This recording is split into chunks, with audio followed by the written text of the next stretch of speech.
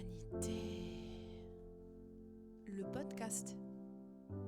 Nous avons tous tendance à juger, critiquer, stigmatiser l'autre, en oubliant souvent que cet autre, c'est nous. Derrière nos façades sociales, nos personnalités, des histoires et des scénarios de vie différents, et pourtant juste derrière notre humanité.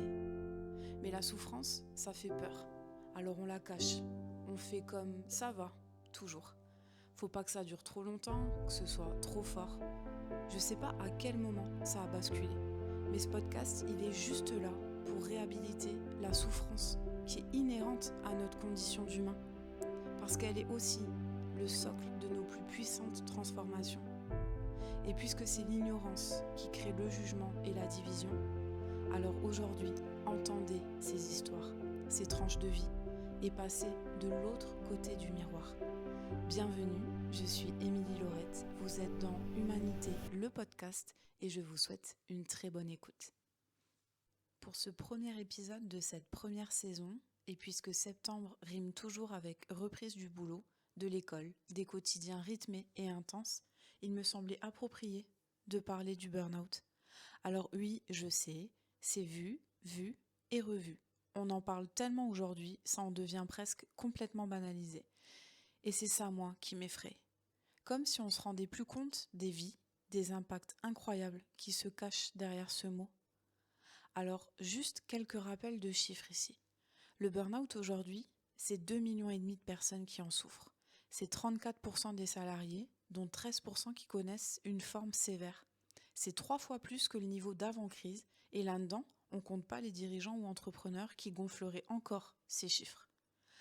Alors ces statistiques, on les voit partout, régulièrement, mais il y a ce qui se cache juste derrière, l'arrêt brutal du quotidien de la personne, l'incapacité de retourner travailler, ce corps qui ne répond plus, l'incompréhension, le choc, mais aussi le gouffre qui s'ouvre sous les pieds, l'avant et l'après, la mort d'un ancien soi, la honte, la culpabilité, la colère, la tristesse, la souffrance. Et ça parle bien plus que des chiffres. Parce que là, ça peut être vous, ça peut être moi, ça peut être votre femme, votre mari, votre mère, votre frère. De façon insidieuse, il s'invite dans la vie des gens et fait exploser leur univers. Je crois qu'il est aussi important de rappeler que vous n'êtes pas responsable. Le burn-out, c'est une conséquence d'une organisation qui est dysfonctionnelle. Et je crois même que cela va plus loin. Parce que si seule l'organisation serait dysfonctionnelle, comment on expliquerait que les burn-out touchent aussi les dirigeants et les entrepreneurs qui travaillent à leur compte avec passion et beaucoup d'envie ? Non, je crois que c'est la place que le travail il a pris dans nos vies, dans nos sociétés, qui ne fait plus sens.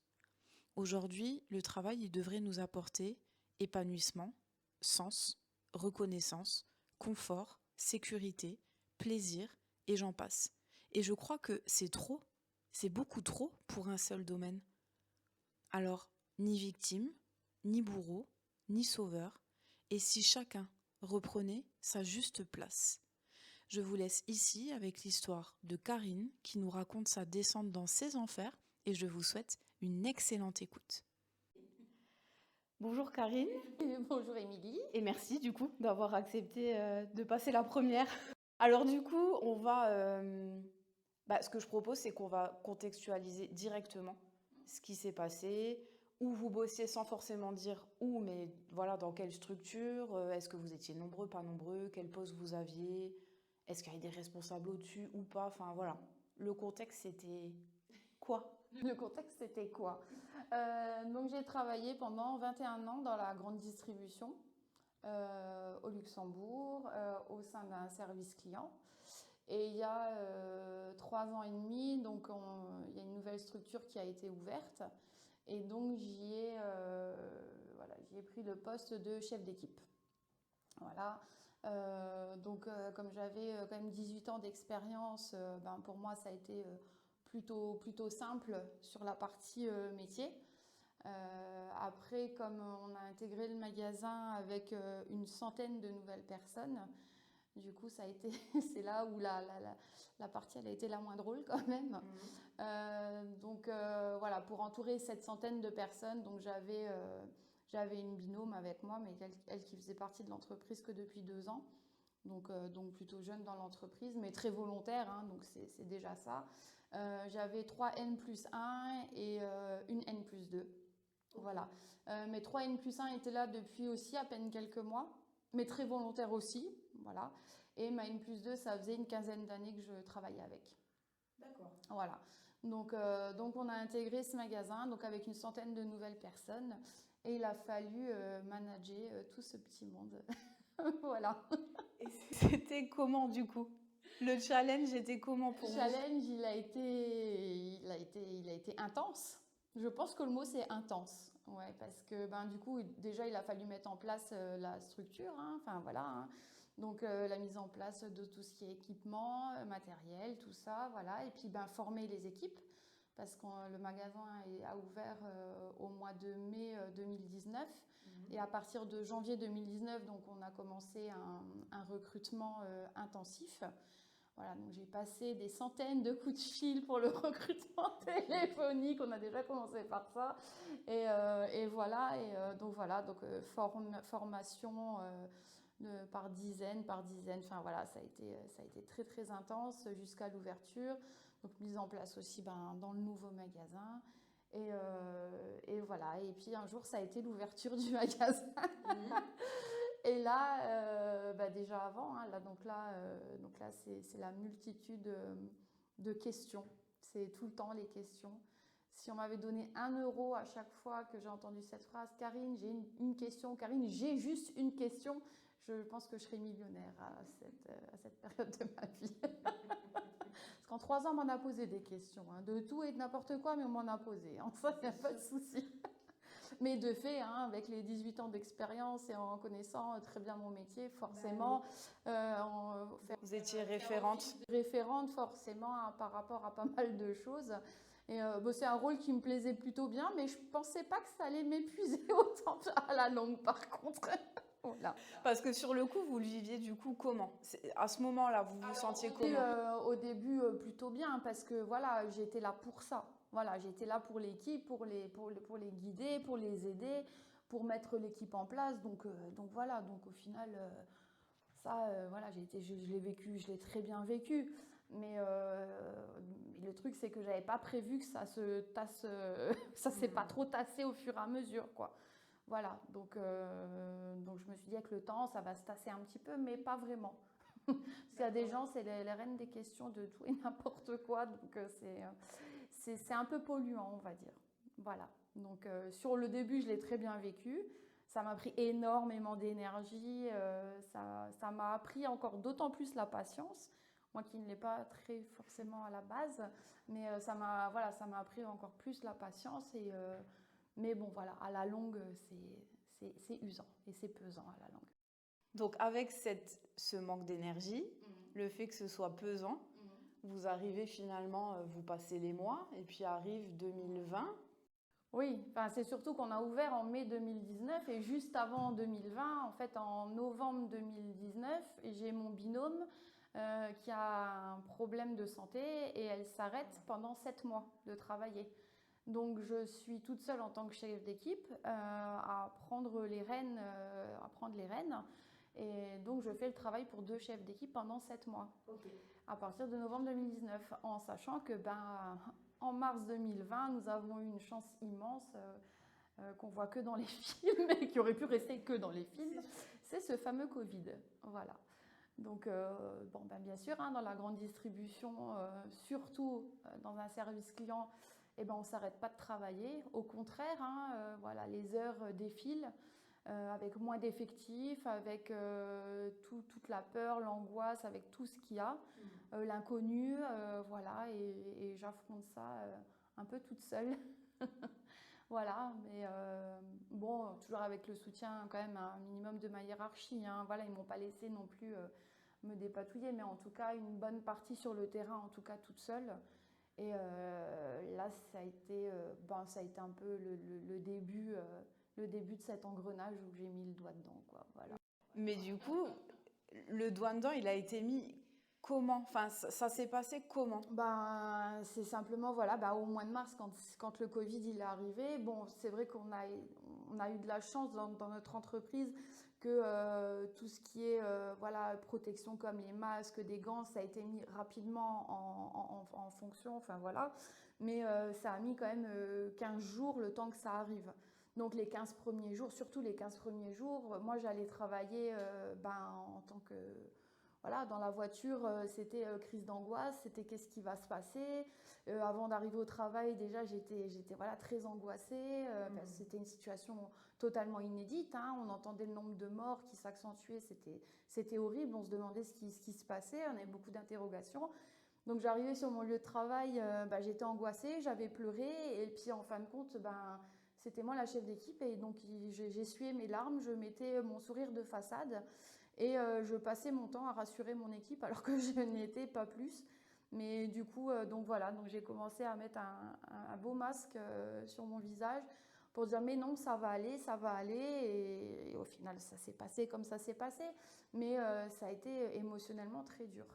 Plus, du coup, comme mon binôme n'était pas là, qu'il fallait surtout retravailler tout ce qui était planning parce qu'on avait des gens qui ne venaient plus, il y a des gens qui pouvaient bosser que le matin, que l'après-midi, enfin c'était très compliqué donc j'avais enfin, voilà, j'avais la tête sous l'eau quasi en permanence en tout cas. Ok.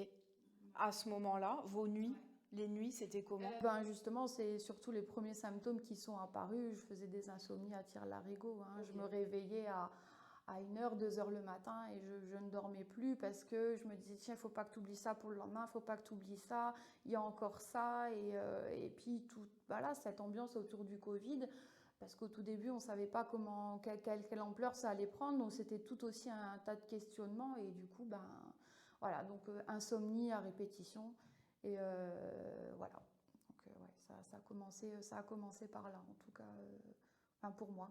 Okay. la descente à quelque chose de pas très bien, pas très cool. Et puis du coup, ça, on est au mois de mars, du coup, 2020. On est au mois de mars, donc mon binôme revient au mois de mai. Donc elle est revenue au mois de mai. Donc les 2 premiers mois, professionnellement parlant, ça a été les pires pour nous. Hein, pour nous, pour l'équipe, ça a été les pires hein, parce qu'on ne savait pas du tout. C'était tellement l'inconnu, on entendait tous les jours des gens qui décédaient, des gens machin, enfin c'était l'horreur. Puis vous étiez en première ligne, vous faisiez partie de la première ligne. Vous faisiez partie, voilà, voilà, de la première ligne, effectivement, au même titre que pouvait l'être le corps médical ou des gens comme ça, voilà. On faisait partie de cette fameuse première ligne et psychologiquement, voilà, ça a été très dur. Malheureusement, ce que je regrette par rapport à mon entreprise, c'est de ne pas avoir fait intervenir quelqu'un. Ça aurait été bien de faire intervenir une psychologue ou quelqu'un voilà, qui puisse venir nous rencontrer dans les locaux et pouvoir discuter de tout ça, voilà, parce que je pense qu'il y a beaucoup de gens qui auraient eu besoin d'un soutien supplémentaire. Voilà, on nous a mis juste un téléphone en place, mais c'est pas ça qu'on attend, quoi. Alors, on était déjà tellement privés de nos proches, voilà, de notre famille, de nos amis. On était déjà tellement privés que de se dire voilà, d'avoir quelqu'un qui aurait pu être là pour nous accompagner un peu mieux, surtout quand on fait partie de cette première ligne.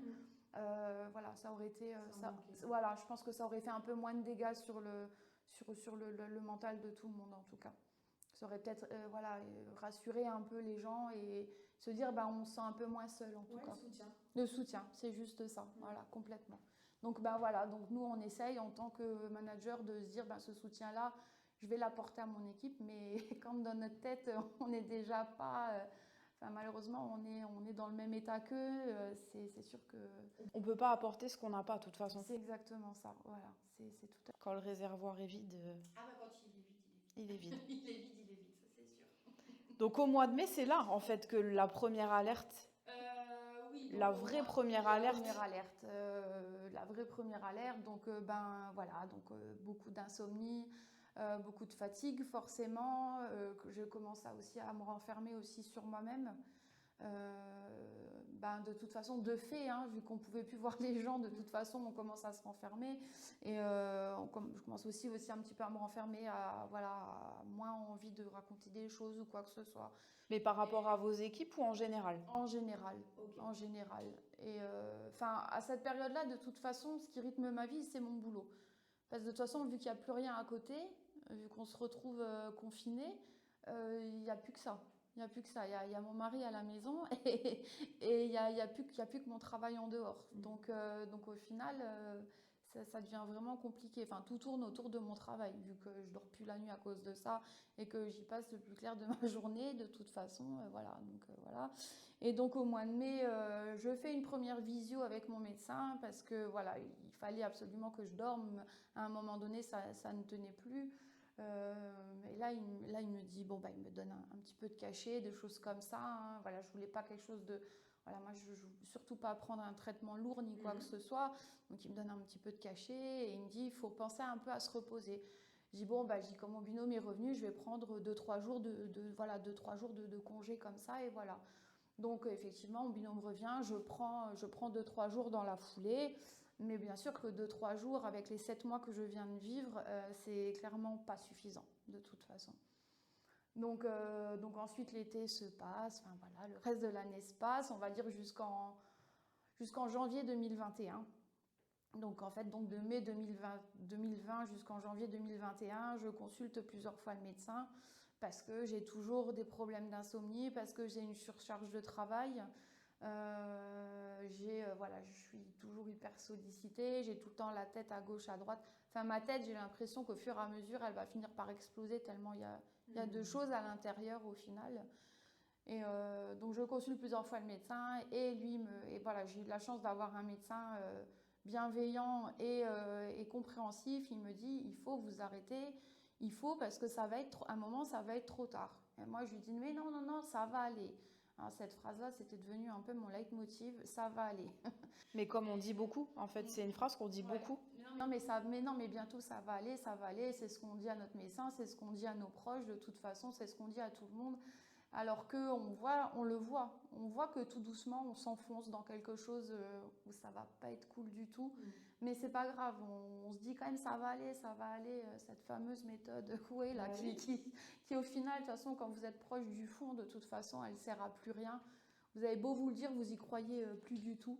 Donc bien sûr, le médecin vous conseille de vous arrêter, mais vous ne l'écoutez pas de toute façon. Donc voilà, on prend une petite semaine de vacances par-ci, une petite semaine de vacances par-là. On pense que ça répare des choses, mais en fait non, c'est juste pour mieux camoufler le problème de fond au final.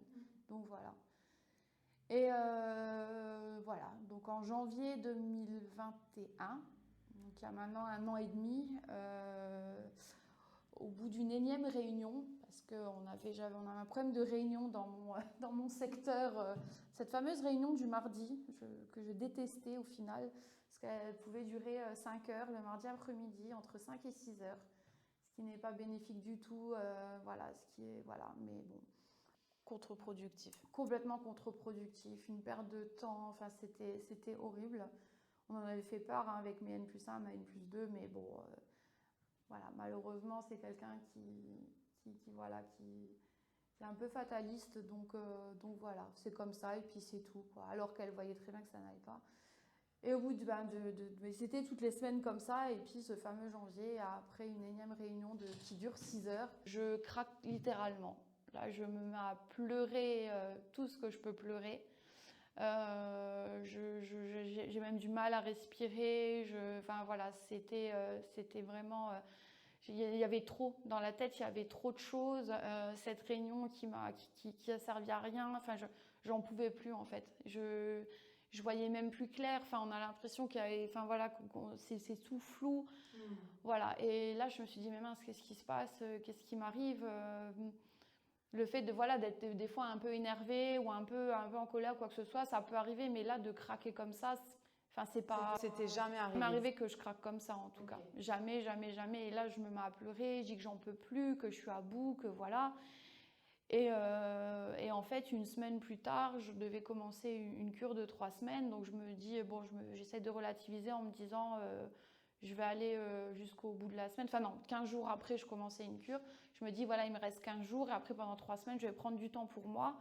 Manque de bol, voilà, le mardi, je craque et le samedi, je suis en plein magasin avec mes équipes. Et là, je sens mes jambes défaillir. Voilà, j'étais prise de violents vertiges. Je m'assois parce que de toute façon, je tenais plus debout. Et là, ça a été le début de la fin. Voilà. En fait, mon corps, ouais, je l'ai littéralement senti tomber. C'est complètement me lâcher en tout cas. Parce que je continue à me dire, mais non, en fait, ça va aller. Mais en fait, compte, mon corps, il n'était plus du tout d'accord pour que ça aille.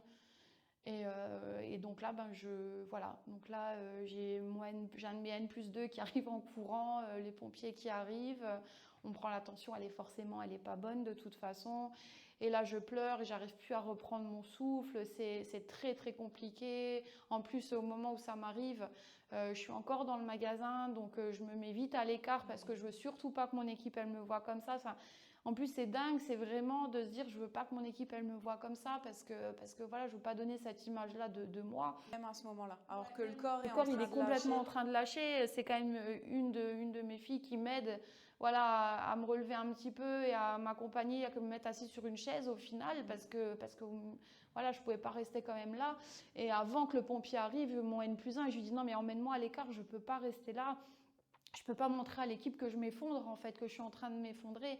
Et il le comprend, il m'emmène ailleurs, dans un endroit où il fait un peu plus frais aussi, parce que voilà, un samedi après-midi dans un magasin, dans un hypermarché, forcément, il y a beaucoup de monde, il y a de l'excitation, tout ça, plus avec les masques et tout. Donc là, j'ai encore plus de mal à respirer.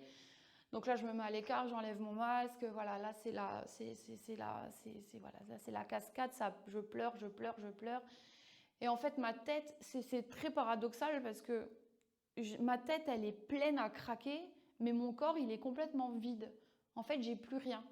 J'ai plus d'énergie, j'ai plus d'envie, j'ai plus rien. En fait, j'ai plus rien à donner.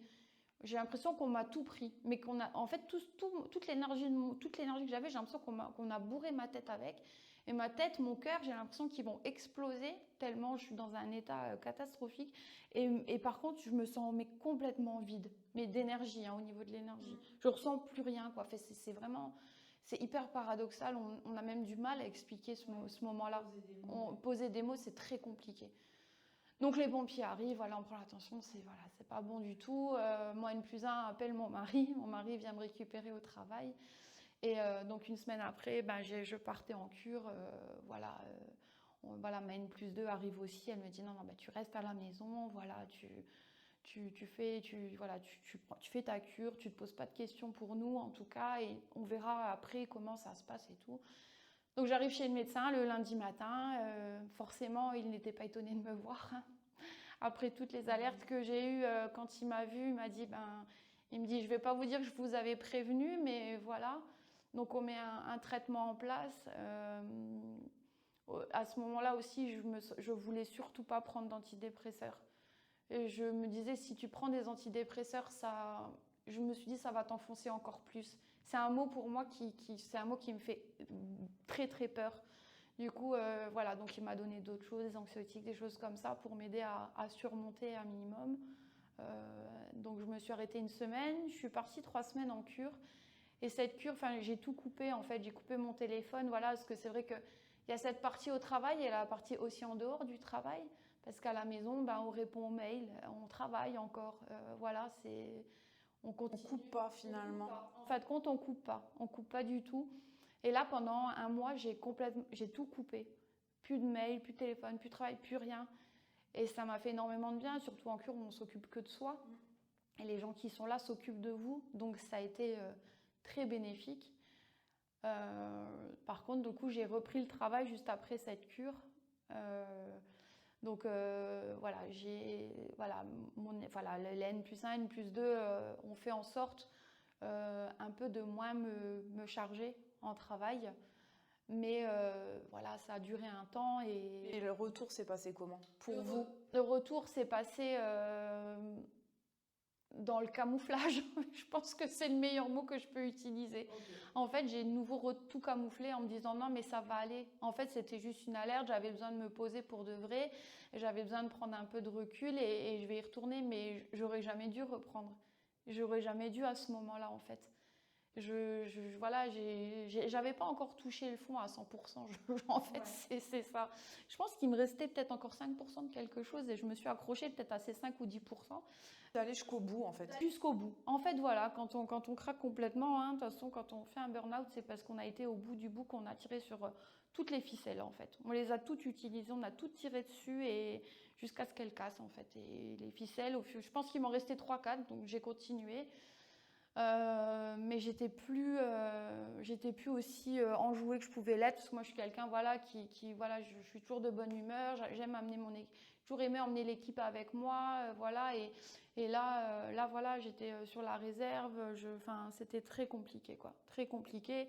Quand quelqu'un venait qui avait une question, je répondais, mais voilà, je pense que dans le son de ma voix ou dans mes yeux, on devait voir le truc, mais fous-moi la paix, quoi, je peux plus, en fait. Et j'ai continué comme ça, jusqu'au mois de juin. Jusqu'au mois de juin. Je suis partie 2 semaines en vacances, ça a été des vacances, voilà, ça s'est pas bien passé, j'étais pas bien, en fait. J'étais pas bien, les vacances nantais se sont bien passées, mais j'avais jamais été dans un état comme ça en vacances. En vacances, justement, on est là voilà, pour se changer les idées, pour passer de bons moments. Et là, j'étais tout le temps angoissée, c'était pas possible. J'ai repris le travail une journée et là, j'ai de nouveau complètement craqué. Mais là, voilà, là, c'était nouveau. Je pouvais plus. Je pouvais plus du tout. J'étais arrivée, voilà, les dernières ficelles sur lesquelles je devais tirer, j'avais encore tiré dessus. Et là, j'en avais plus une seule à laquelle me raccrocher, en fait. Et là, j'ai complètement craqué. Là, là, ça a commencé la descente aux enfers. Je pense que voilà, c'est gros comme image, mais en tout cas, dans mes enfers en tout cas, avec toute la violence, surtout parce qu'il faut savoir que le burn-out c'est hyper violent, c'est très violent. Psychologiquement, physiquement, je pensais pas que c'était violent à ce point, en fait. Et là, j'ai passé 1 heure avec un de mes N+1, avec qui ça s'est toujours très bien passé, qui a toujours été d'un grand soutien. On a discuté, j'ai beaucoup pleuré, ça a été très dur, et il m'a dit non, mais là, tu arrêtes pour de vrai, quoi. Et de toute façon, je pouvais plus. Je lui ai dit là, je suis arrivée au bout de tout ce que je pouvais. Il me dit mais de toute façon, il m'a dit même si tu voulais revenir, je te laisserai plus. Il m'a dit à un moment donné, c'est plus possible. Et il m'a dit c'est quoi le but, de terminer à l'hôpital pour de vrai et de plus jamais. Enfin voilà. Là, de toute façon, je pouvais plus. Je pouvais plus. Ma tête a été toujours remplie, mon corps, il pouvait plus. J'arrivais plus à avancer. En fin de compte, on a même des douleurs physiques en fait. C'était où pour vous? Surtout au niveau du cœur. Enfin, j'avais l'impression que mon cœur il se serrait, que j'avais des douleurs musculaires en fait. J'avais mal au dos, j'avais mal aux mains, j'avais mal dans les jambes. Enfin, c'était des tensions, j'étais pleine de nœuds. En fait, quand on dit on est pleine de nœuds, c'est ça. J'avais l'impression d'être un gros nœud, en fait. C'est ça, j'ai l'impression d'être un gros nœud et j'avais mal absolument partout, quoi. C'était fou de se dire, voilà, en fait, on porte tout sur notre dos, mais c'est pas qu'une image, en fait. C'est pas qu'une image de dire on porte tout sur le dos. Voilà, même la manière de marcher, j'avais l'impression que je marchais tout le temps courbée vers l'avant, quoi, que je marchais plus droit, qu'il y avait tellement de choses qu'au final, voilà. Et quand votre tête, a percuté, parce qu'avant, c'est comme si en fait le corps vivait autre chose que la tête. La tête, elle voulait en fait continuer et le corps avait lâché. Mais là, le moment en fait où la tête, elle comprend aussi qu'en fait le jeu est fini, en tout cas comme ça. Et là, du coup, quand la tête, elle comprend, là, on se laisse d'autant plus envahir par tout ça. Pour moi, ça a été le cas. Je me suis d'autant plus laissée envahir par tout ce qui était angoisse, par tout ce qui était mal-être, tout ça. C'est venu d'autant plus. En fait, tant que j'avais ce leitmotiv, ça va aller, je pense que ça me maintenait un tout petit peu à la surface de l'eau, en fait. Et à un moment où ma tête, elle a dit, ben non, en fait, Karine, ça va pas aller, ça n'ira pas si tu fais rien. Et je suis passée la tête, elle est passée en dessous, quoi. Je suis passée en dessous de l'eau. Voilà, c'est à ce moment-là où j'ai commencé à couler. Voilà, c'est là, à ce moment-là. Et donc voilà, donc je me suis, donc je suis retournée chez mon bon médecin, qui là a compris que voilà, c'était vraiment devenu, voilà, là c'était au point de non-retour Et là, il m'a dit non, il m'a dit là, maintenant, il est hors de question de reprendre le travail, genre la semaine prochaine. On va traiter ça pour de vrai, qu'il m'a dit. On va pas juste survoler la chose et on va faire au mieux. Voilà, il m'a dit on va entamer un processus, on va faire un suivi, voilà. Mais là, vous allez pas y retourner comme ça, quoi. Il me dit, de toute façon, vous pouvez plus. Et de toute façon, je sentais très bien que je ne pouvais plus. De toute façon, je ne pouvais plus. Ok, donc à ce moment, elle était acceptée en fait. Ce que le médecin vous disait, c'était accepté. C'est la première fois en fait en plus d'un an, où j'acceptais enfin ce que le médecin il me disait. C'est là où je me suis dit oui, en fin de compte, voilà. Alors, on dit toujours avec des si, hein, voilà, mais les si, faut pas compter dessus. On dit toujours si je l'avais écouté avant. Si je m'étais écoutée avant, si quand votre mari ou vos amis vous disent oh là là Karine attention, enfin voilà, quand on peut vous mettre en garde sur certaines choses, mais en fait compte non, on n'écoute pas. Et puis qu'est-ce qui vous fait tenir? Qu'est-ce qui me fait tenir? Qu'est-ce qui vous fait tenir finalement? Mon mari me fait tenir. Non mais à ce moment-là, la tête qui veut pas lâcher. Est-ce que c'est l'éducation qui fait que le travail, Bien sûr, c'est l'éducation. Moi, j'ai commencé à travailler à 15 ans. Mes parents, pareil. On a toujours eu cette culture du travail. On a toujours travaillé. Donc, voilà, il n'était pas question de se mettre en arrêt pour un oui ou pour un non. Donc, cette culture du travail, je l'ai toujours eu avec mes parents, mes sœurs. On a toujours tout le temps travaillé. C'est une vraie culture, c'est une vraie éducation. Et le fait de ne pas vouloir s'écrouler aussi, parce que quelque part, on a honte. C'est la honte aussi de se dire, j'avoue certaines choses, en fait, des faiblesses, et on n'a pas envie de s'avouer des faiblesses, parce qu'en fait, compte, on a honte de ce qui... moi, en tout cas, j'ai eu honte aussi de ce qui m'arrive. On culpabilise beaucoup aussi. C'est la culpabilité de se dire... mais non, en fait aussi, on se dit toujours, mais je ne peux pas laisser mon équipe comme ça, je ne peux pas laisser mon binôme comme ça. Donc il faut que je me batte pour continuer à aller bosser, pour ne pas embêter les gens, c'est beaucoup de choses à la fois. Ouais. C'est beaucoup de choses. C'est de ne pas décevoir l'autre aussi. C'est énormément de choses. Et au final, c'est des choses tellement... et en fin de compte, il ne faut pas se dire ces choses-là. Il faut s'écouter. Il faut absolument s'écouter, c'est ça, voilà. Et de toute façon, dans ces moments-là, on ne s'écoute pas. On met un gros drap noir par-dessus et surtout, on ne s'écoute pas. Mais il faudrait s'écouter. Parce que si on s'écoute, si on écoute notre petit doigt là qui est caché quelque part à l'intérieur, on se dit ouais, il faudrait peut-être prendre les choses en main avant que ça lâche complètement en fait. Parce que quand ça lâche complètement, après le processus, il est compliqué.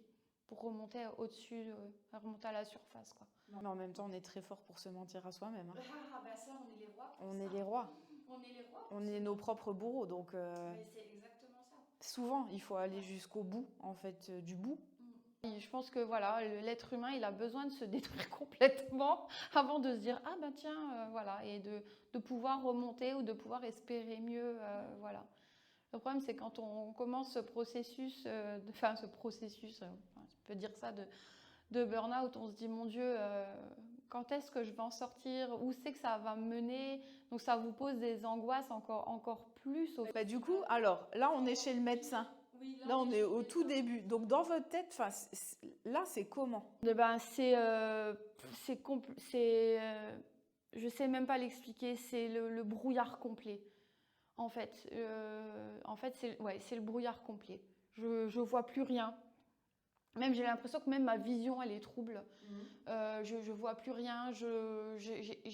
Ma tête, je pense qu'elle est vraiment sur. J'ai l'impression que ma tête vraiment va exploser et mon corps, il veut plus rien faire. En fait, il veut plus avancer. On a même l'impression d'avoir du mal de marcher. Enfin, c'est vraiment. J'ai l'impression que je me traîne un boulet. Je me sens comme je me suis jamais sentie en fait. Okay. Je me suis jamais sentie comme ça de ma vie. Je suis en angoisse permanente, je suis en stress permanent.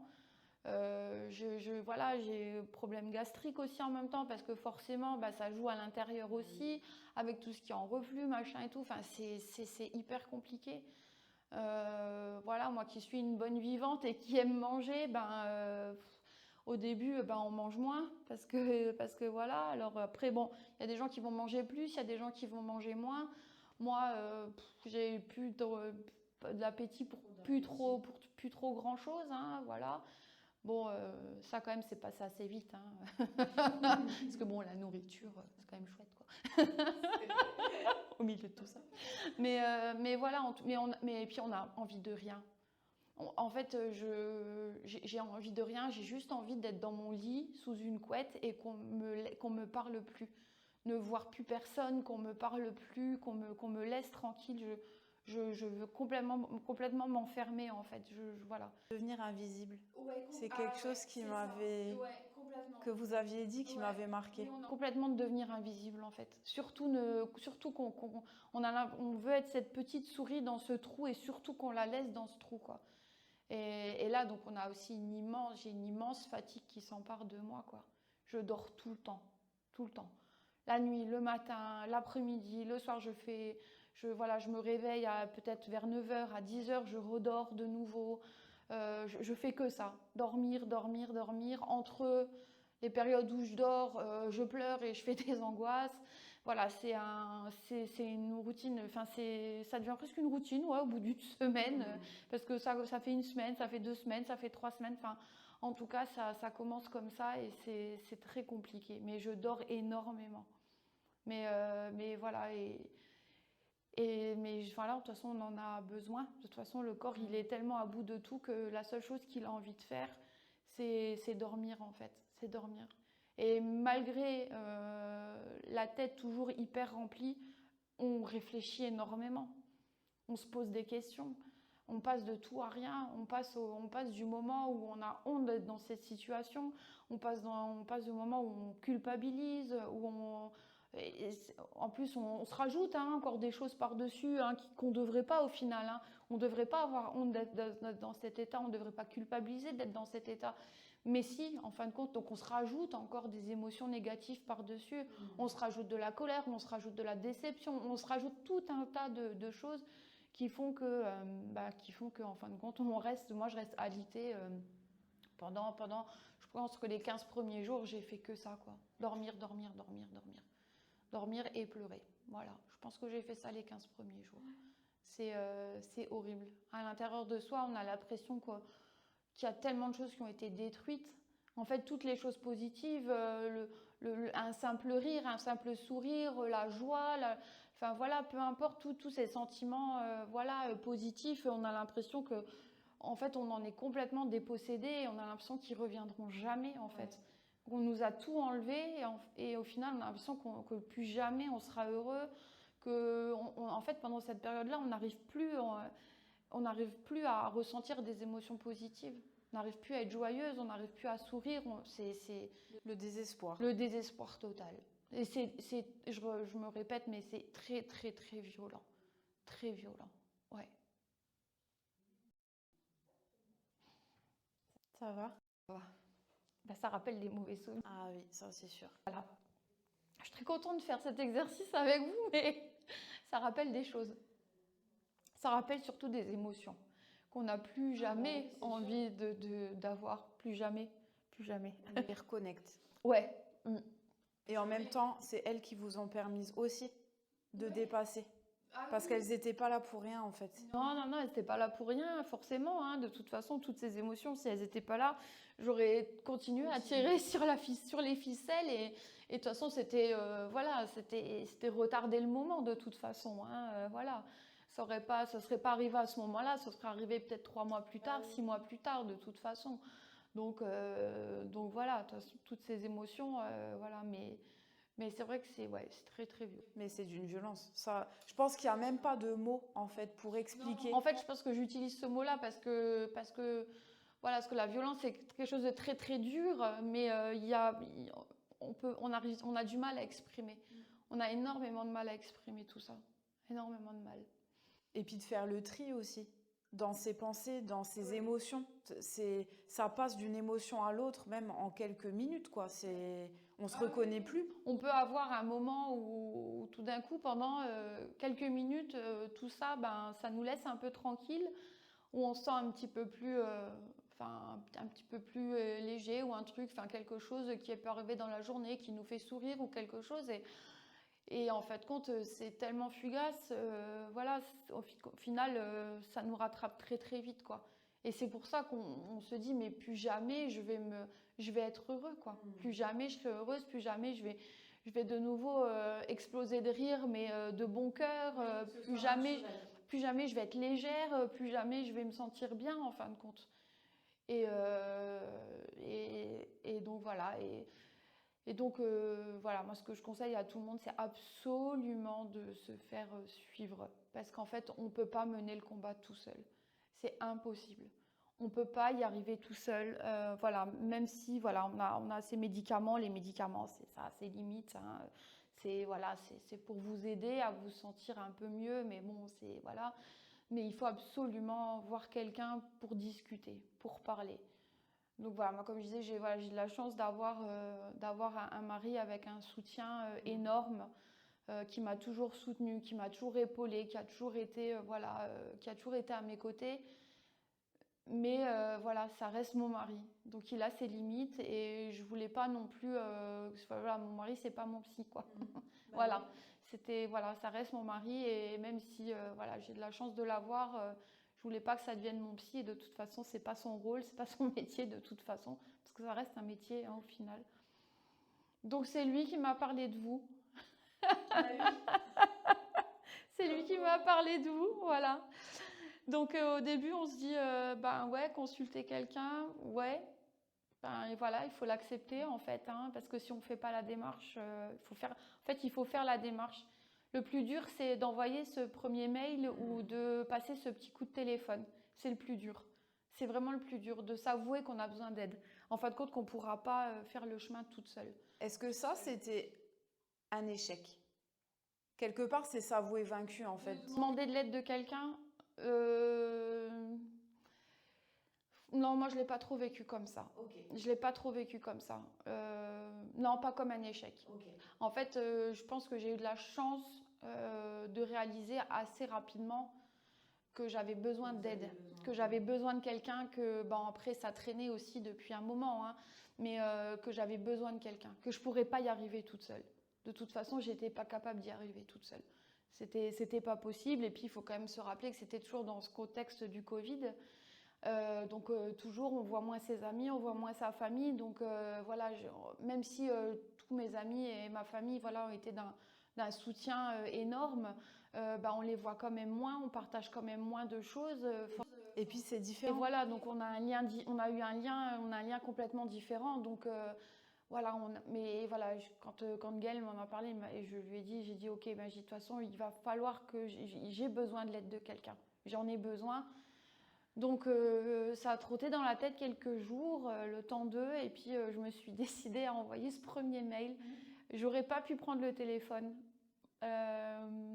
Heureusement que les mails maintenant ça existe, parce que je pense qu'au téléphone, je sais pas, j'aurais pas pu. Je sais pas pourquoi, mais j'aurais peur de m'effondrer au téléphone, je sais pas. Donc ce premier mail, voilà, ça a été très bien, et pour moi en tout cas cette manière de faire. Voilà, vous m'avez appelé le lendemain et puis très vite on a fixé un premier rendez-vous. Je savais pas où je m'étais. C'était en juillet 2021. C'était en juillet 2021, c'était il y a maintenant un tout petit peu plus d'un an, ouais.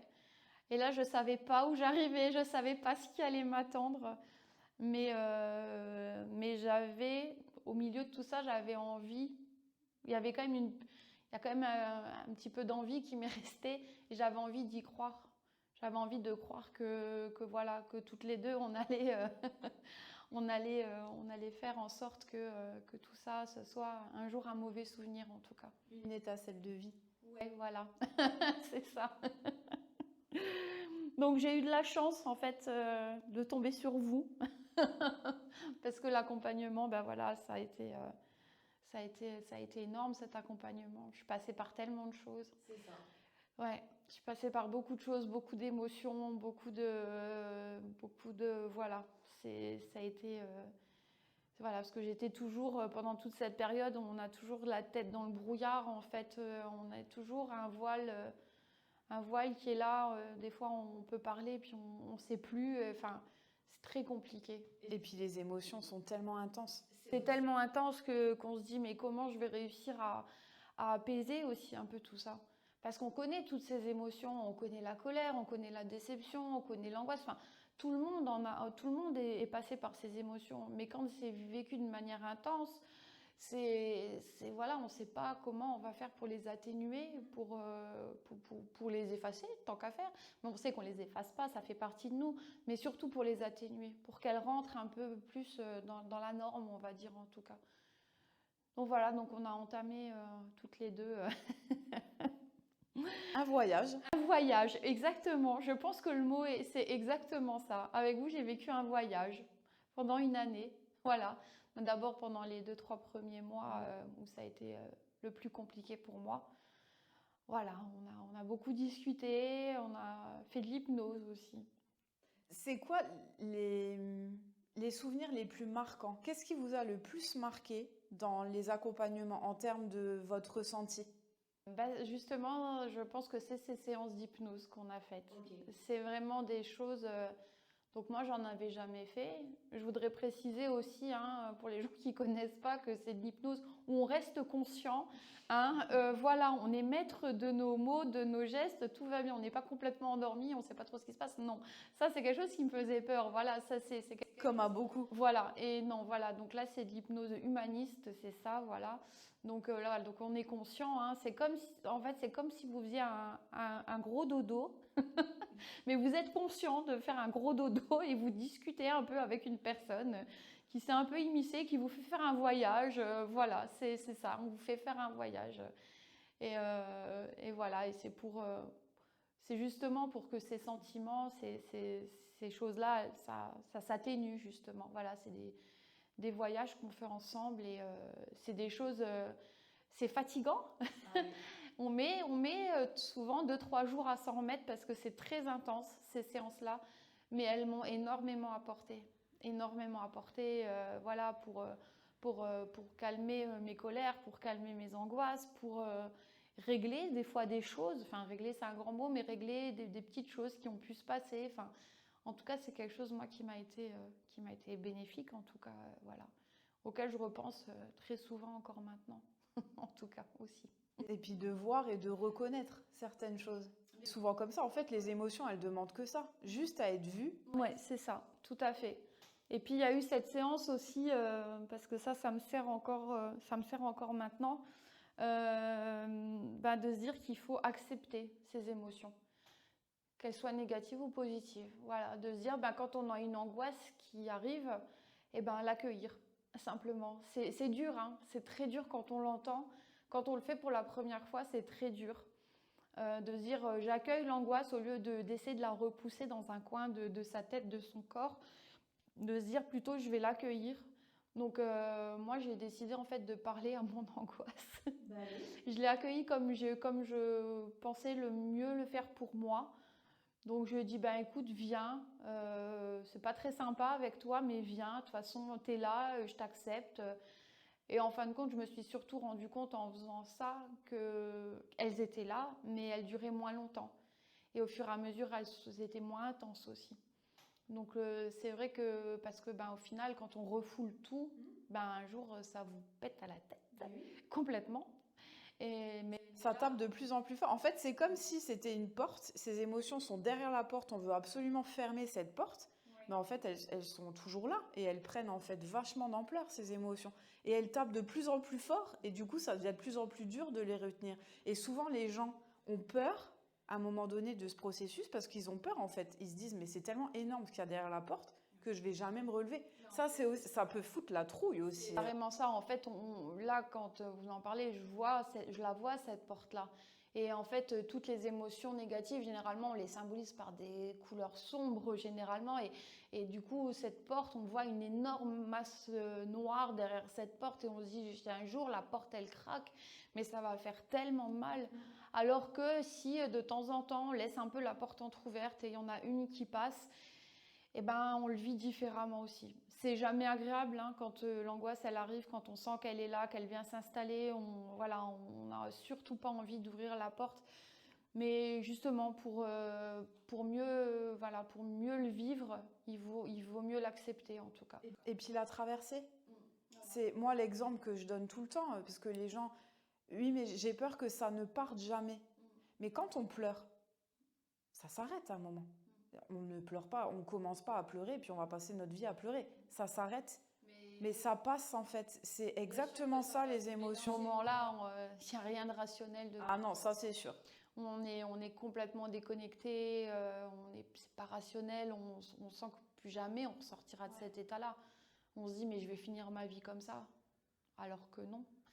Alors que non. Surtout pas finir sa vie comme ça. Il faut faire en sorte.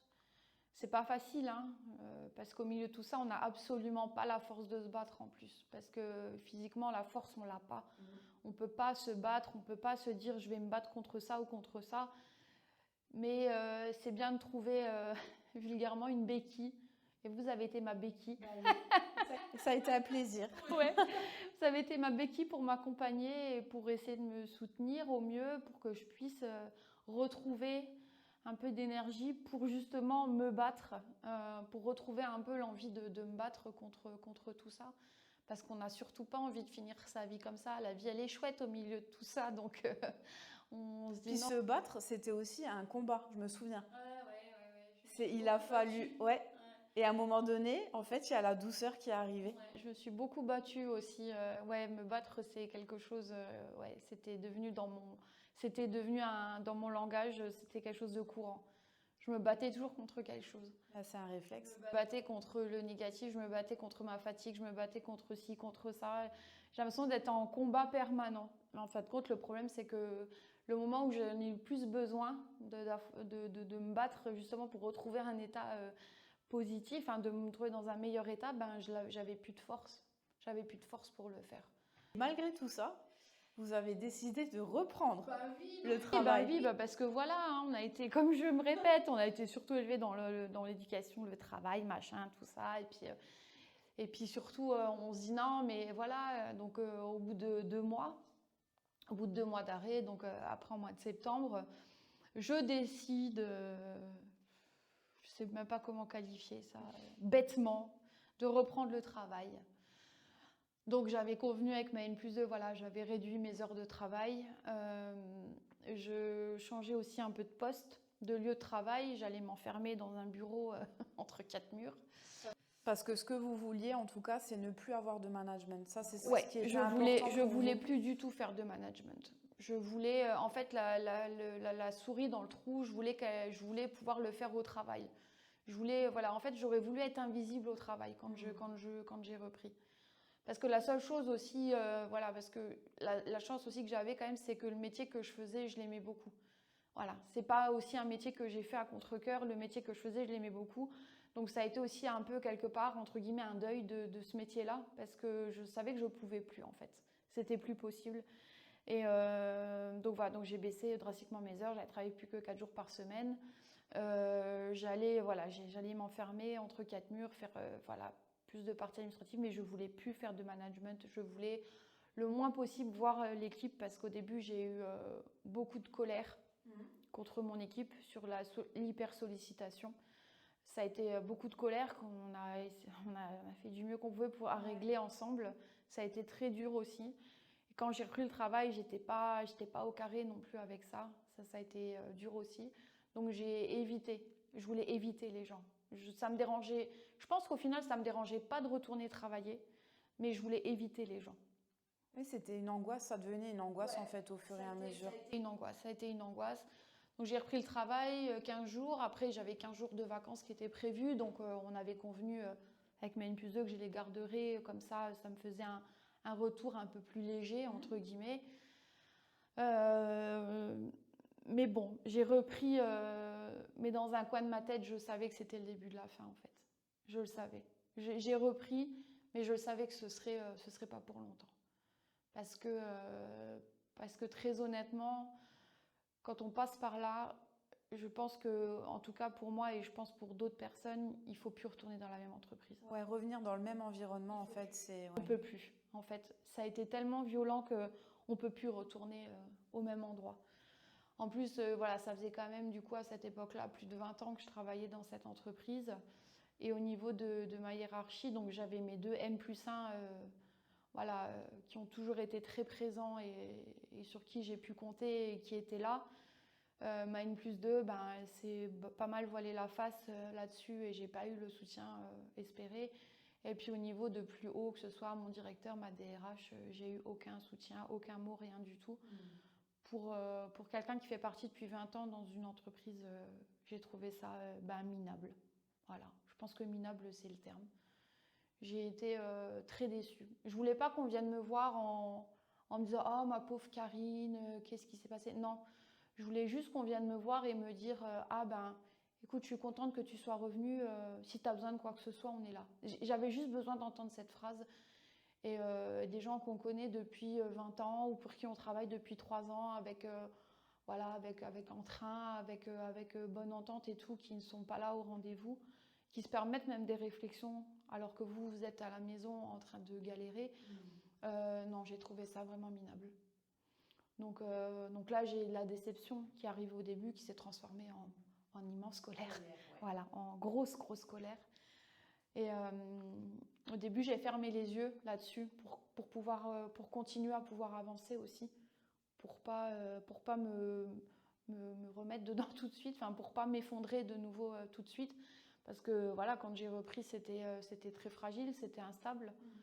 Donc je voulais pas que ces choses-là, donc je les ai mises de côté. Et au fur et à mesure des mois, jusqu'à la fin de l'année, en tout cas, ça a été très compliqué. Je suis passée aussi par pas mal de phases. Et toujours aussi avec un masque, parce que ça a toujours été... je n'ai jamais voulu qu'on voit la détresse sur mon visage ou le fait que je sois triste ou le fait... Parce que je restais quand même chef d'équipe, même si j'avais changé de poste. Je restais quand même chef d'équipe et je voulais pas qu'on ait une image... négative, je voulais pas... Pour vous, c'était montrer vos faiblesses? Ouais, et je voulais surtout pas les montrer, surtout pas. Je voulais pas qu'on se dise, Karine, elle est faible, machin et tout. Alors que quand je suis retournée au travail... Alors c'est sûr, quand on retourne au travail, les gens, ils savent pas comment faire. Ah oui. Et c'est normal. Alors j'ai tout eu, mais j'ai juste envie de dire que si un jour vous êtes dans le cas, que vous avez un collègue ou quelqu'un de votre famille qui fait un burn-out, simplement un sourire, pas besoin de plus. On n'a pas besoin de se lancer dans des grandes discussions. Là, quand je suis retournée au travail, j'ai eu des fois simplement... alors, il y avait le masque, donc les sourires, c'est compliqué, mais juste un regard un peu appuyé en disant si tu as besoin. Je suis contente que tu sois revenue. Mais juste une phrase, ou juste un sourire, ou juste un regard un peu appuyé, ça suffit en fait. Surtout quand on retourne au travail, pour ma part, je voulais surtout pas qu'on me pose de questions. C'était ma hantise aussi, je voulais pas qu'on me pose de questions, je voulais pas expliquer. Je voulais pas expliquer. J'étais pas assez forte pour pouvoir expliquer ce que j'avais vécu. Donc je voulais, et en fin de compte, je suis contente parce que personne me l'a demandé. Les gens ont compris. Les gens ont compris que j'avais besoin qu'on me laisse tranquille en fait. Donc voilà, j'ai eu des je suis contente de te voir. J'ai eu des petites tapettes sur l'épaule. J'ai eu des sourires dans les yeux, comme je les appelle. Et ça m'a fait du bien. Sentir le lien. Voilà. Fait. Mais on n'a pas besoin de plus. On n'a pas besoin de plus. Voilà, c'est tout. Ou Karine, tu nous as manqué. Ça fait du bien. Ouais. Mais surtout, je voulais surtout pas qu'on s'apitoie sur quoi que ce soit ou qu'on me pose des questions. J'étais pas en état de pouvoir répondre de toute façon. Voilà. Et ça n'a pas été le cas. Et par contre, je me suis complètement aussi refermée sur moi-même. Complètement. Entre mes 4 murs, je me suis complètement refermée sur moi-même. Et là, ça a été, je savais, c'est là que je savais que de toute façon, je resterais plus très longtemps dans l'entreprise, en tout cas, c'était sûr.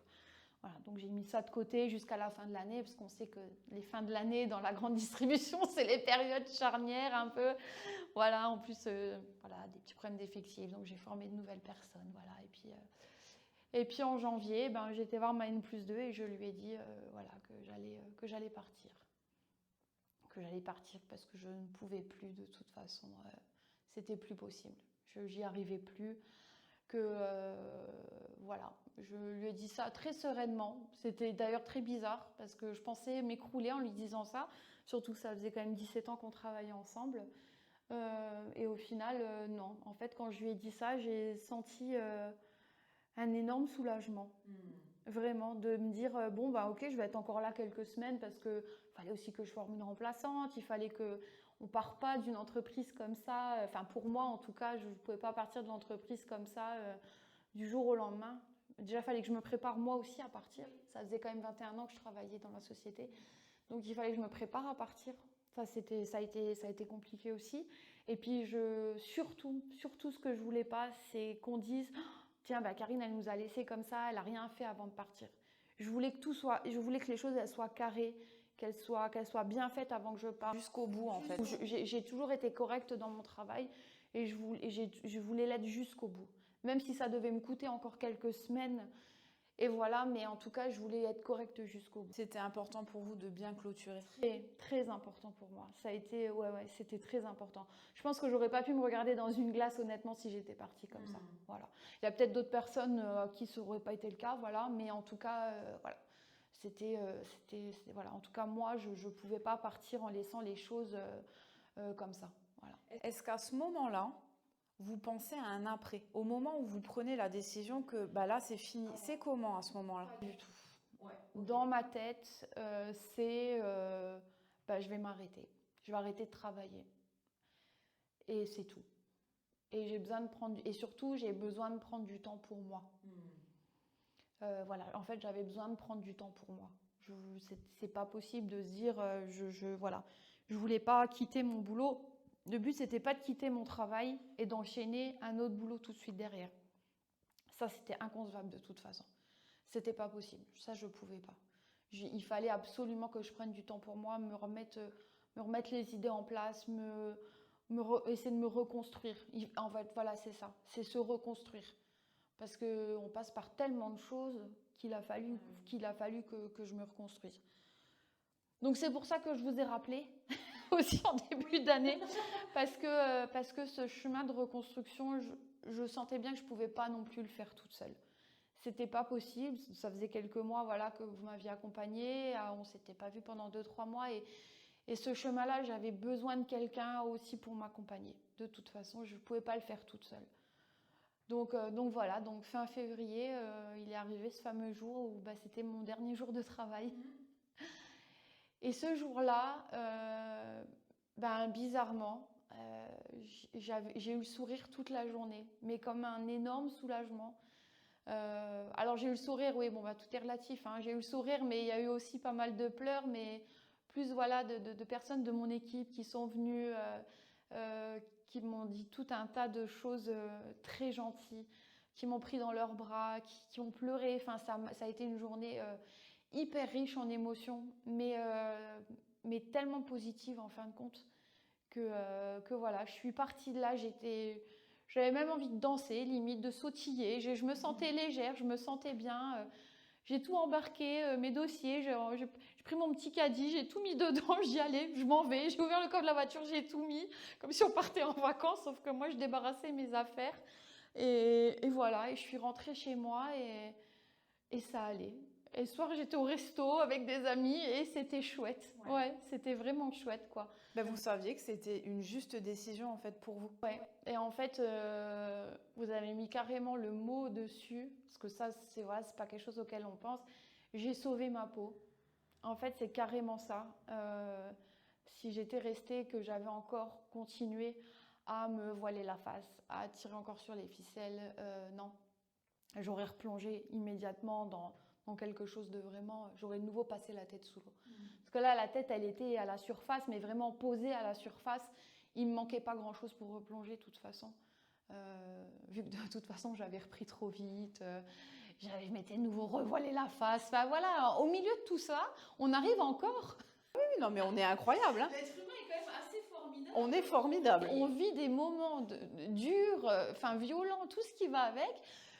On n'est pas guéri, on se dit mais je vais recommencer. Enfin, c'est fou en fait.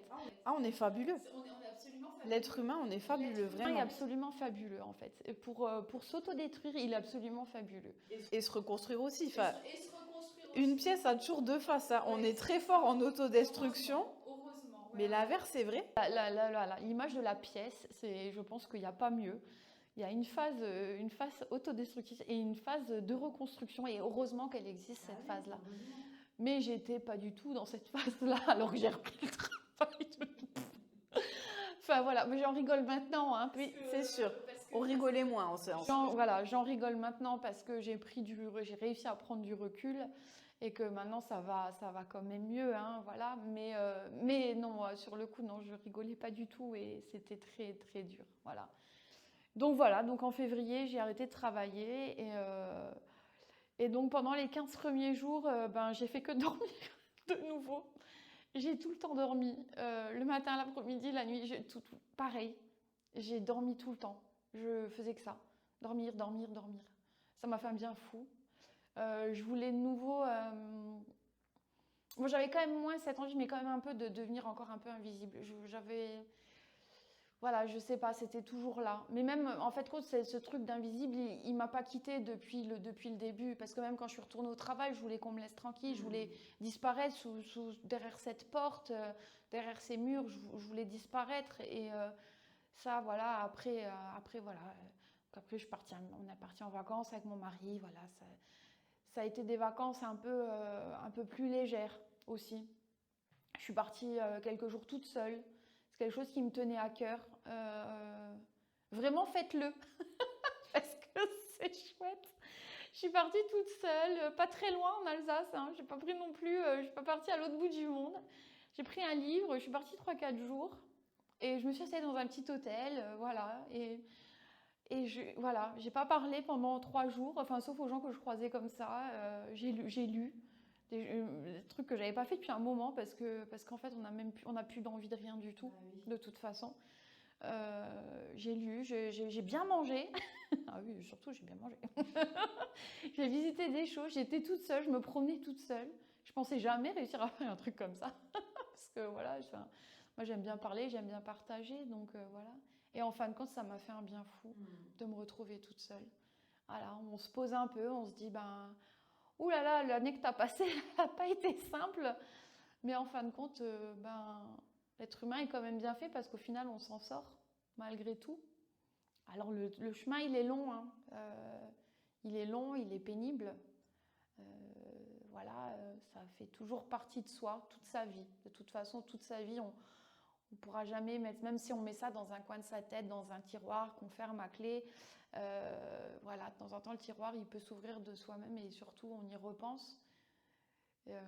Mais il faut se donner, voilà, quand on sent qu'on est sur la bonne pente, il faut essayer de s'accrocher à cette corde qui nous tire vers le haut et essayer, voilà, de refaire des projets, de refaire, voilà, de nouveau s'impliquer peut-être dans certaines choses. Mais surtout, voilà, parce qu'on est quelqu'un d'autre en fait. On reste, voilà, je reste Karine, mais il y a des choses qui ont changé.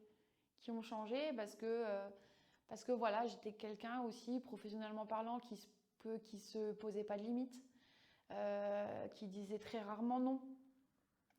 C'est aussi pour ça que je me suis laissée envahir aussi. Qui n'arrivait pas à déléguer. Ah oui, ça c'est la grande perte voilà, ça c'est le grand drame de ma vie, hein, professionnellement. C'est pas déléguer, ça c'est voilà. Et du coup, forcément, hein, je veux dire, la situation, elle est venue des autres, mais elle est venue de moi aussi, hein, de toute façon. Oui, et en même temps, et ça, comme je vous l'avais déjà dit en séance, en fait, vous avez fait comme vous avez pu. Ouais. Vous n'avez pas reçu de formation de management. Ah, non, là, on est propulsé manager, mais on n'a pas la formation qui va avec. Donc, alors que c'est un métier à part, gérer l'humain. Ouais, compliqué. Ça demande des compétences. Tout être humain est différent et c'est très compliqué. Voilà, moi j'avais ce côté métier où j'étais performante, donc j'avais aucun problème là-dessus. Mais moi, le management, on m'a jamais appris à manager quelqu'un. Voilà, alors après, j'ai fait avec ce que j'avais. Et alors, ce que j'ai, c'est bien et c'est pas bien. J'ai de la bienveillance et surtout une bonne dose d'empathie. Et l'empathie, ça a ses limites. Parce que, comme dirait l'autre, trop d'empathie tue l'empathie. Et ça aussi, ça a été ma perte en fait. Parce que voilà, on veut toujours être bienveillant, on veut toujours bien faire et du coup en plus on se plie en quatre. Voilà, quand on nous demande quelque chose, on essaye de tout faire pour que ce soit oui derrière. Alors des fois, malheureusement, c'est non parce que malgré ce qu'on met en place, ça ne va pas. Mais voilà, moi, j'ai toujours essayé surtout de fonctionner aussi dans le donnant-donnant. Ça, pour moi, c'est primordial. Mais voilà, je veux dire, voilà, moi, je suis quelqu'un de très empathique et ça a été, je pense que ça a été ma plus grande perte en tout cas, malheureusement. Alors, moi, je trouve pas que exactement, parce qu'il faut savoir poser ses limites, en fait. Tout a ses limites et l'empathie, là aussi, et moi, je l'ai exploité plus loin que sa limite. Voilà, c'est ça. Et je pense que c'est une très bonne chose, l'empathie. Je pense que les gens qui ont pour moi, c'est voilà, cette fabuleuse qualité. La vie, elle est plus sympa aussi pour eux. Voilà, la communication avec l'autre, le côté humain, c'est tellement plus simple. Mais il faut savoir le doser. Il faut savoir doser l'empathie. Et puis oser dire non. Ah oui, oser. Et ça, c'était tout un chemin. Oh là là, ça c'était tout un chemin aussi. Là, quand c'est non, c'est non. Mais moi, avant de dire non, j'essaye de faire en sorte que ça passe par le oui, d'essayer de trouver des solutions. Mais à un moment donné, il faut s'avouer, hein, voilà. Oui, et puis déléguer, hein, de toute façon, hein, ça c'est voilà. Il y a tellement de choses que j'aurais pu déléguer, mais que j'ai pas fait parce que pour moi, je me disais, ça sera jamais fait aussi bien que moi, voilà, que si je l'avais fait moi, et je vais devoir repasser derrière, et ça va me faire perdre du temps, et voilà, donc je déléguais pas grand-chose, quoi, au final. Et ça aussi, hein, ça après, il faut se dire non, non, les gens ils savent faire, et même s'ils font d'une autre manière, bah tant pis, quoi. Le principal, c'est la finalité, oui. Le plus important, voilà. Mais bon, voilà. Donc voilà, j'ai rajouté voilà, dans les éléments extérieurs et ma personnalité qui ont fait que ça m'a emmené là-dedans. Alors finalement, la nouvelle Karine, parce que c'est ça, il y a un avant et un après, tout ça. Vous l'avez découverte comment? Parce que ça a été aussi épique, hein, La nouvelle Karine, au début, on se dit oh là là, mon Dieu, qu'est-ce que je vais... Elle fait peur au début. Qu'est-ce que je vais faire avec ces trop plein d'émotions, avec ces... Maintenant, il faut que je pose des limites. Enfin, qu'est-ce que je vais faire avec tout ça? Dans quel ordre je vais me poser avec tout ça? Enfin, on ne sait pas trop. Et en fait, voilà, on avance chaque semaine. Moi, j'ai avancé avec mes petites victoires. J'ai pris le train toute seule. Ça peut paraître tellement bête et dérisoire. Voilà, je suis partie en week-end toute seule. Enfin, j'ai fait des choses que je n'aurais jamais fait avant, toute seule en tout cas.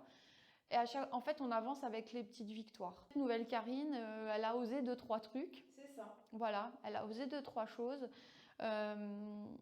Maintenant, il faut, et ça c'est bien ancré, surtout ça c'est bien ancré.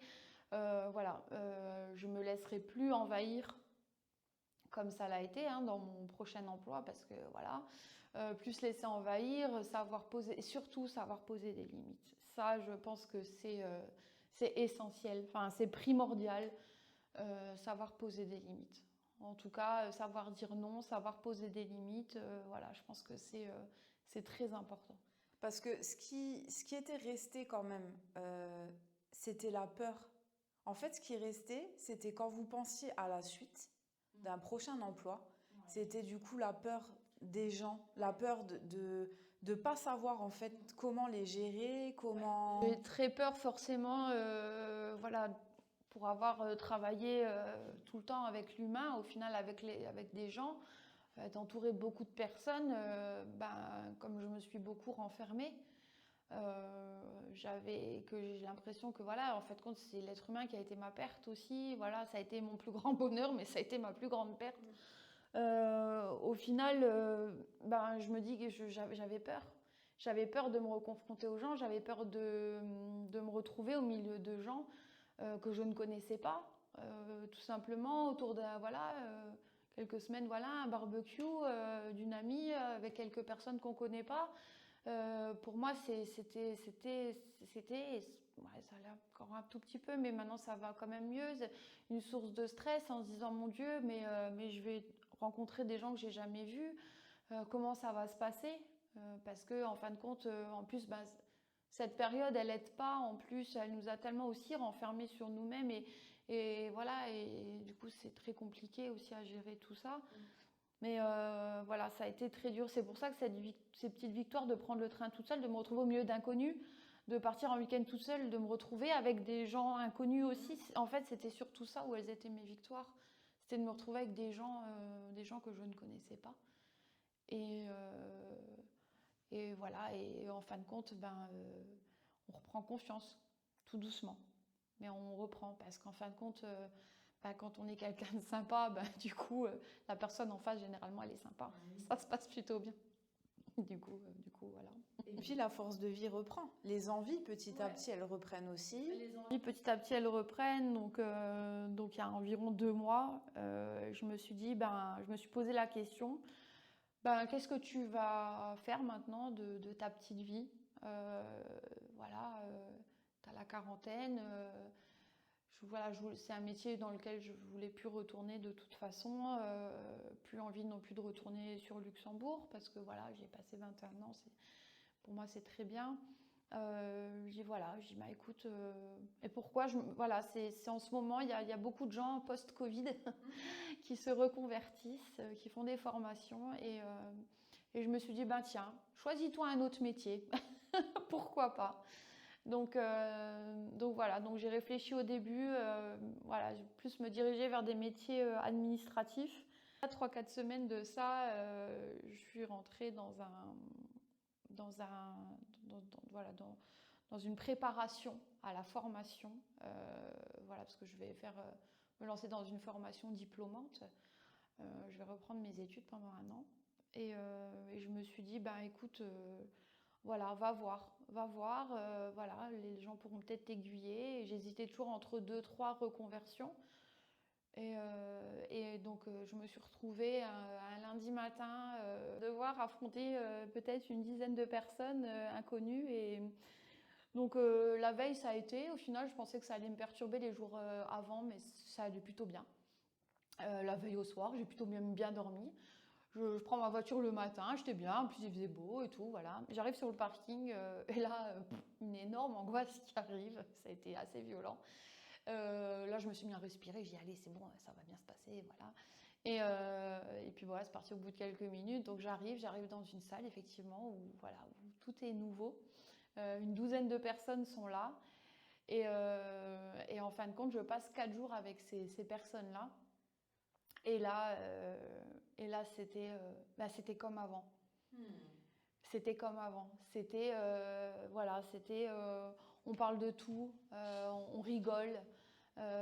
Il faut aller présenter quelque chose devant tout le monde. Je me lève spontanément, j'y vais. Je prends la parole sans avoir aucun problème, en fin de compte. Voilà, c'est vrai que j'ai quand même donné beaucoup de formations et de réunions, donc j'étais entraînée à ça, à le faire. Mais c'est vrai que c'est quelque chose que je pensais pas être encore à l'aise avec ça. Et en fin de compte, je me rends compte que je suis à l'aise. Parce qu'il n'y a pas de jugement, il n'y a rien. Tous les gens qui sont autour des tables, ils sont comme moi. Ils sont en reconversion. Dans la majeure partie des cas, ils sont tous en reconversion. Ils ont tous eu 3 vies avant. Donc, on est tous dans le même cas. On n'est pas là pour juger. Les formateurs sont très sympathiques et hyper bienveillants. Ils nous accompagnent. Donc, je ressors de ces 4 jours, mais gonflée à bloc. Gonflée à bloc avec un immense sourire, de l'apaisement, un immense soleil à l'intérieur. Voilà, c'est cette image-là. C'est cet immense soleil à l'intérieur de moi, un jaune éclatant qui est là. Et je me dis, non, mais je me dis, voilà. Et là, les formations pour lesquelles j'hésitais, je me dis, non, en fait, j'ai encore besoin des gens. J'en ai toujours besoin. Et ça m'a fait un bien fou. Et là, ça fait 2-3 semaines, je me sens beaucoup mieux. Ça fait 2-3 semaines, je pense que j'ai pas eu d'angoisse, que j'avance, que je me dis que j'ai envie. En fait, l'envie est revenue. L'envie d'avancer, l'envie d'avoir des projets. Je vais être première de ma formation, je vais avoir mon diplôme haut la main. Enfin, j'ai envie de recommencer autre chose. En tout cas. Puis envie. Ouais. Je suis envie. Ouais, envie. Oui, envie. Je suis envie. Ouais, aussi, oui. Vous qui expliquiez tout à l'heure que vous aviez peur que ça revienne jamais. On a l'impression que ça va jamais revenir, en fait, qu'à l'intérieur, on est comme un arbre qui est mort à l'intérieur, comme ça, voilà, que l'arbre, il n'y aura plus de feuilles dessus, qu'il n'y aura plus jamais de feuilles. Et en fin de compte, ouais, si, un jour les feuilles, elles reviennent, avec les fleurs même qui vont avec. Il n'y a rien qui est gagné, il n'y a rien qui est acquis, ça il faut bien se le dire. De toute façon, c'est un travail après de tout le temps. Hein. Après, c'est à nous, en fait, les cartes, elles sont dans nos mains. D'être conscient, de rester conscient en fait. Il faut rester très conscient des choses. Se dire, voilà, t'es passé par ça, ça, ça. Surtout, ne refais plus les mêmes erreurs. Surtout. Surtout, ne plus jamais refaire les mêmes erreurs. Il y aura certainement encore un moment dans ma vie où je me retrouverai, voilà, à devoir travailler plus ou à devoir combler des choses. Voilà, mais savoir poser ses limites, savoir dire non et voilà et faire et voilà enfin voilà le travail aussi de faire avec cette nouvelle personne aussi qu'on est devenu. Si vous aviez quelque chose à dire à quelqu'un ou à un groupe de personnes, ce serait à qui? Déjà dire aux gens, la majorité, voilà, de pas d'arrêter de se voiler la face. On sait que ça arrive. On le sent, les ficelles, elles cassent une après l'autre, on le sait. Donc, de faire ce qu'il faut avant que ça lâche complètement. On sait, hein, on se voile la face, on avance, on a la tête dans le guidon, on continue, on y va, on est à fond, tout le temps. Moi, j'étais à fond tout le temps. Il faut arrêter. Il faut arrêter ça, il faut arrêter d'être à fond tout le temps, il faut arrêter de dire... le boulot, c'est très important, c'est une majeure partie de notre vie. Mais c'est pas la priorité. Il faut que ça passe en second. Il faut à un moment donné se dire, ça doit passer en second. C'est vital que ça passe en second en fait. Le plus important, il faut s'écouter. Il faut absolument s'écouter. Donc c'est soi. Ouais, il faut s'écouter. Il faut écouter son corps. Il faut écouter sa tête. Il faut écouter les autres. Quand votre médecin il vous dit ça va craquer, ça va pas aller, il faut l'écouter. Lui, il sait, de toute façon. Quand dans votre entourage, on vous le dit, que même vous savez qu'à un moment donné, quand vous rentrez encore à la maison, après 10 heures de boulot, et que vous êtes encore sur votre téléphone à travailler ou sur votre PC, et vous savez que c'est pas bon pour vous, il faut arrêter tout ça. Je sais que c'est dur. Je sais que c'est dur parce qu'on se dit... voilà, parce qu'il y a des gens on continue, on bosse, on ne peut pas passer pour des feignants. On veut toujours donner le mieux, on veut faire le mieux pour tout. Voilà, mais à un moment donné, il faut arrêter. Alors avant que ça craque complètement, il vaut mieux se dire je lève le pied, voilà, je pose des limites, je lève le pied, j'exprime ma hiérarchie, voilà, en disant voilà, ça, maintenant stop parce que sinon je vais droit dans le mur. Et le mur, il faut éviter de se le prendre. Parce que quand on se le prend, c'est vraiment la galère, quoi. La grosse galère. Donc, ouais, il faut vraiment... voilà, tous les signes qui sont avant, il faut vraiment les écouter. De toute façon, tous les gens qui sont en burn-out, hein, les signes, ils étaient là. On les a tous vus, les signes. On les a tous entendus, les signes. Mais surtout, on ferme les yeux devant les signes. Et il faut les écouter, absolument. Parce que après, c'est trop tard. C'est trop tard. Surtout, il faut aussi, il faut se faire aider. J'ai malheureusement croisé un ancien collègue à moi il y a 2-3 mois de ça, qui lui aussi est en burn-out. Et c'est quelqu'un qui a arrêté depuis 6 mois et qui n'arrive pas à s'en sortir et il n'est pas aidé. Voilà, c'est un homme d'une 50aine d'années. Je pense qu'en plus pour les hommes, c'est beaucoup plus compliqué de s'avouer pour se faire aider parce que c'est encore plus une faiblesse. Et je lui ai dit, mais fais-toi aider. Pitié, fais-toi aider, tu n'y arriveras pas tout seul. Moi, heureusement, je me suis rendu compte assez vite, au milieu de tout ça, que je ne pourrais pas y arriver tout seul. Mais en fait, on ne peut pas y arriver tout seul. C'est pas possible. La pente, on ne la remonte pas toute seule. Si on n'est pas entouré de quelqu'un, que ce soit une coach, que ce soit un psy, que ce soit... Voilà, on peut pas remonter toute seule la pente. Donc, il faut absolument se faire aider. Et si on arrive à se faire aider avant que ça craque complètement, c'est encore mieux. Alors, je pense que là, c'est royal hein, de dire ça. Je pense qu'il n'y a pas grand monde qui est capable de faire ça, de se dire avant que je craque complètement, je vais me faire aider. Mais en tout cas, si on voit tous ces signes-là, toute cette fatigue, ces insomnies, cette surcharge, cette tête qui va exploser, ce cœur qui va exploser, notre corps qui se vide d'énergie jour après jour, il faut absolument se dire voilà, il faut que j'arrête avant, quoi. Voilà, quitte à se mettre en arrêt, partir en vacances, demander un congé sabbatique, je ne sais pas, faire quelque chose, prendre du temps pour soi. Et par contre, si malheureusement, on arrive malheureusement à se prendre ce mur, voilà, il faut absolument se faire aider, absolument, absolument. C'est vital en fait, c'est vital de se faire aider. Et le dernier conseil, c'est vraiment, pour l'avoir vécu, de surtout pas reprendre dans la même entreprise. C'est vraiment pas bon, vraiment pas. De pas reprendre trop vite, comme moi j'ai fait aussi. De pas reprendre trop vite, de prendre vraiment le temps pour soi. Le monde, il va pas s'arrêter de tourner, hein. L'entreprise va pas s'arrêter de tourner non plus, ça il faut se le dire. Parce que voilà, moi on culpabilise beaucoup par rapport à ses collègues de se dire de les laisser. Mais l'entreprise, elle va pas s'arrêter de tourner, le monde va pas s'arrêter de tourner. Il faut prendre soin de soi. Sa santé, ça va au-delà de tout. La santé, c'est au-delà de tout. Si on n'a pas la santé, on va nulle part, on fait rien de toute façon. Et on n'a rien. On n'a rien de toute façon.